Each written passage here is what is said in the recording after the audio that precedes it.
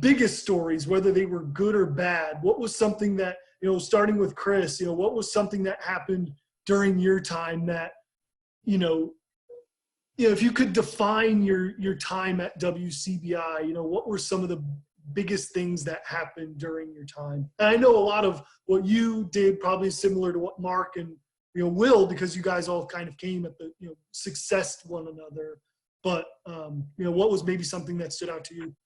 Yeah, two things, and one wasn't necessarily a time-defining moment, but it's a moment that still impacts me today, and that is when State's star point guard from the Final Four run, Marcus Bullard, got sentenced to the penitentiary. And we went down to Gulfport to cover that. So here you have a team fresh off the Final Four, and all of a sudden Richard Williams, the head coach, is on the witness stand really pleading for Marcus Bullard not to go to prison. And it didn't work. The judge sentenced him to really hard time. Being in that environment and seeing how serious that was and how somber that was and the stakes that were involved, one of the reasons I chose to make a career turn and go be a lawyer. So that really stands out in my mind. The other thing, just from a big story standpoint, was the 1999 U.S. Women's Open hosted by Old Waverly. Old Waverly hosted that event, and there was a huge ramp up to that event, and WCBI just went all out for it. And they did sunrise on set out there, midday out there, 5 and 6 out there. Mark and I were out there. It felt like 20 hours a day that whole time. And to see that event be planned for 6 months in advance and then culminate during that week in West Point, Mississippi, that was really cool. Mark, is that similar to, your time as well?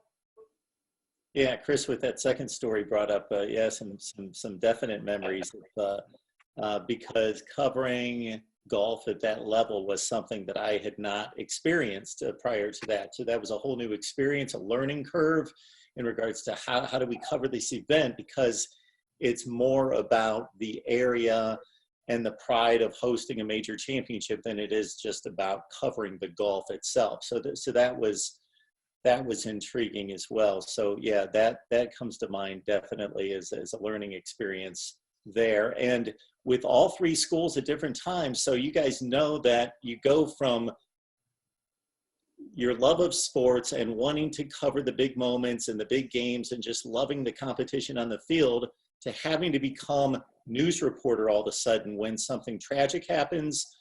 Kiefer McGee, Mississippi State running back, passed away due to a drowning. At one point, all three schools' football programs were placed on some level of probation during the time I was there, and having to, coaching searches, coaches being fired, those sorts of things turn you into a different level of reporter, hopefully, when you kick it into gear. And then you have to start to lean on other people in the newsroom and their expertise, and that becomes an interesting growing experience. Well, did you have anything similar? Because I think about my time at WCBI, I think there has been, 5 coaching changes between two football programs since I've really been involved with WCBI sports.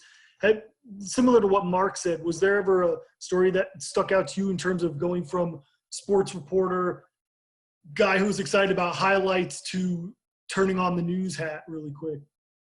I think that's something that a lot of people really don't understand, because, the viewer, they're looking for what the latest information is on a coaching search. It was always interesting, and it would be time management all the way, because yes, you're on the phone, you're calling all your sources, you're trying to get that scoop, that all important scoop, but you're also still trying to produce your 5, 6, and 10 o'clock sportscasts each day. That was sometimes that I would almost be envious toward the print media sometimes, because that was their story. And that was, that's their beat, the Mississippi State beat, or the Ole Miss beat, or the Alabama beat. But as a TV sportscaster, we're still having to do and make sure we get those 5, 6, and 10. They all look different, and you got to produce them. So that was always one of the toughest parts of being a TV sportscaster. I thought, was going through those coaching searches, because everybody's expecting you, Tom, and expecting Chris and Robbie and all the rest of us to get that scoop. They're leaning, they're watching us every night. You got to come through. So there's pressure on you anyway to get that scoop. And then you got to make sure your sources are dead on. And then you got to have good relationships with the university, the athletic department people. So it's all part of an equation that's a little bit more complicated, I think, than most expect. But yeah, I agree. Those coaching searches are, when they sometimes happen, it's when they're finally done, you just have like you just catch your breath and you're like, okay, now we get back to normal again. Because it'll wear on you. That's for sure. Derek, what about your time? You know, I came in, or I was there during a really weird time. And the reason I say that is because Twitter didn't start catching on until late 08 and 09. And I actually remember the day I signed up for Twitter in December of 08. And that kind of leads to, you know, another moment that I had, and this involves Will, actually. The day that Sylvester Croom got fired. We're still somewhat before social media at that point. And I think it might have been the only story I was actually able to break. We broke into programming to say that Sylvester Croom had been let go or resigned, I'm sorry. And I remember calling Will that Friday, like, what do? I don't know how to handle this. You know, kind of give me an idea of how you would do this thing.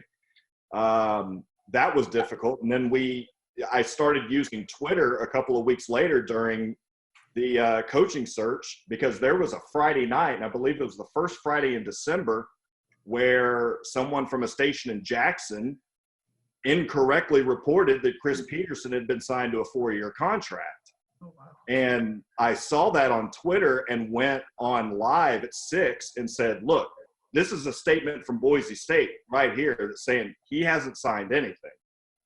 And then a week later, they hired Dan Mullen. So it was kind of an interesting time, because social media was just becoming a thing. And I used the hell out of it at that point, because that was how everything was done. And then you weren't really able to break anything after that. Right. Unless it was hyper local. You know, Stacy Hester, I know some of you might remember him, baseball coach at New Hope. He was fired, and it was kind of a cringy situation. He didn't do anything bad. It was just some parents wanted him out, and they fired him. That was, I think, probably the last thing that I broke that was local. Because we covered that whole thing. And in fact, we actually caught a Lowndes County board member in a lie live on air. That was actually a little bit fun, as morbid as that sounds. But yeah, like it was such an odd time back then. Robbie, obviously during our time, you were my sports director at the time, but if I were to say one of the biggest things where oddly you switched from, I remember to this day, I went home for dinner. Obviously, my wife now, we lived together at the time in Columbus, so I went home for dinner. And then the Hugh Freeze thing came down. And that was one of the biggest. My wife, we talk about it to this day. I sat down for dinner and I went, I have to go. And like the plate was just still sitting on my table, and it was just like I had to leave and go. And so that was probably one of the biggest, trying to hash that out on television. Excuse me, when you had to try and say it as accurate. You had the press conference, you had everything that went from there. But for you, that'd probably be one of the biggest insano stories that like I had to report on and go on TV about. We led it with it in the A block, things like that. What was maybe one that stood out to you in terms of, wow, okay, we got to figure this out? Yeah, I kind of came in off of Derek, where social media was running everything. So again, you couldn't break anything. So you had a story, and you basically were piecing together the story from reports on social media and through sources. So you bring up the story on Hugh Freeze. I was sitting on the train leaving the Chicago Cubs game at the time on my summer vacation. And when that happened, I looked down at my phone and I uttered some obscenities that I have still never said ever again to this day. But at that moment, I was like, oh my gosh, what am I going to do? So immediately I called you.